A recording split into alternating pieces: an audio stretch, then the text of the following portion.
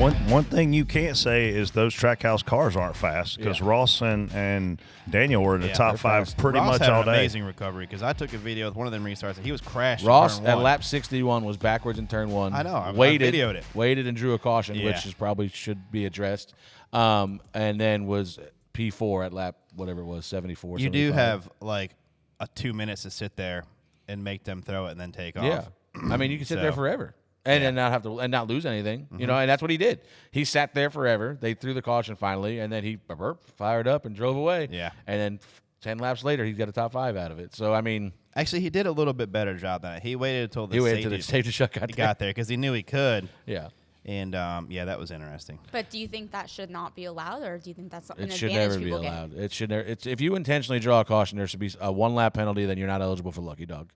In my opinion, that should be the standard rule. It's pretty standard at short tracks everywhere. If you get a flat tire, a lot of times you'll see guys stop by the wall at a short track because he's got a flat tire and draw a caution because they're better off 1 lap down because if they go to the infield or something with a flat or some of these races pit, you're going to lose multiple laps. But I think anywhere you draw a caution out, intentionally draw a caution, it should be a 1 lap penalty and you're not eligible for Lucky Dogs. What do you think of the discussions? I guess Bowman and Daniel had, and Daniel and Ross had. I mean, I don't know. Warranted or not? No, it's not warranted. I mean, the 99 drives through a lot of stuff, a lot. So, and I've been on the receiving end of that numerous times, and it's just racing, man. I mean, he's been on the giving end a lot. Sometimes you receive it. So, Man, he almost made a huge error. Massive error. A little bit harder in a sideways car. So when he caught, and I'm just going to point it out, when he caught Bowman after the race and he hit him, there's an official standing right there on the left, less than 10 feet from them.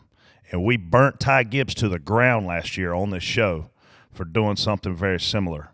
There is a fucking human standing there. And if you hit him a little bit harder, to TJ's point, and he loses control of his car and he spins out, that human is at risk of death. So, you know, you play them games, you do whatever you want to do on the racetrack, all things are created equal. When you decide to come onto the pit road entry, there are humans out there. And when I saw that replay, I absolutely cringed because I was like, holy cow, this could have gone bad. And in the moment, I get it. Daniel Suarez is mad. He's upset, but you have got to have people talking to you, and you've got to have enough mental fortitude about you to not do that. Yeah, this is just, you know, what an idiot personified. Like, you can't do this, you know. And not only that, he runs into Ross coming to pit road, shoves Ross out into the you know, runoff area there. Yeah, and then he hits Bowman hard enough to get Bowman out of shape once. And then the official's probably, I don't know, 20 feet in front of Bowman's car at that point. Then they get to the official again, and he hits him again. And then Bowman, I think, hits the brakes to, like, you know, brake check him. But, like, why are we using the cars? I mean, go park your car and get out and go talk to somebody. Exactly. Why are we using the cars? And like to Brett's point, if you're going to do it on the track. Like, there's nobody around on the racetrack. Don't do it. I don't think you should do it anyway because half the time these guys start unbuckling. You know, they're trying to, you know, drop the window nets. The race is over. Get some air, you know. But last year, Ty Gibbs, we talked about it, Texas, I think it was. He swerved at somebody while there was a pit stop going on. 75,000 and 25 points. And if this is not at least that, then NASCAR's really dropped the ball here. Daniel Suarez, for the first time in his Cup Series career, is on a path to be successful. When you look at what he did with Joe Gibbs Racing, and look, man, that era sponsorship was massive money, big money, and you're in some of the best cars in the garage, you struggle. And then you leave there, you go to Stewart Haas, where every car the year before was winning races, and you struggle. And then you obviously get in a situation where you're not competitive. He rebounds. He is in an awesome situation right now. From a marketing perspective, from a competition perspective, obviously he's an international driver perspective. A lot of good things. A lot of good things are going your way, man. Just don't lose sight of that because, I mean, dude, Trackhouse cars are fast.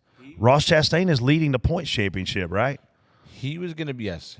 I mean, it's crazy. Don't screw it up. He was going to be in position to win the race yesterday because the 45 I was on their radio. I know for a fact what their position they were in.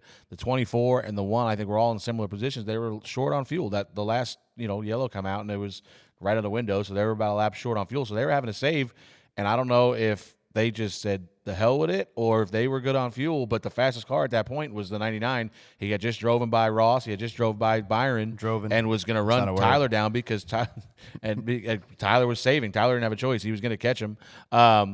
And then the yellow came out, so everybody came to pit road. But I think he was going to be in the best. One of their cars was in the best spot. If he had fuel to make it, he was going to win the race. So, but yeah, they. I'll tell you this about Trackhouse. Ty Norris is not afraid to sit you down and have a very difficult conversation with you. Some companies will let stuff go. Ty ain't like that, man. If he sees where he can make those guys better, he's going to sit them down. He's going to talk about it. Obviously, Justin Marks can be involved in that too, but they need to rein him in a little bit. I mean, we talked to Ty last year somewhere about Ross when Ross was on that tear of really not giving a how he raced people. And now, obviously, they talk to Ross. You can see Ross is a lot better. Does he still make mistakes? Yeah, they all do. But I think Daniel – in this situation, man, I'm not a fan of what happened right there.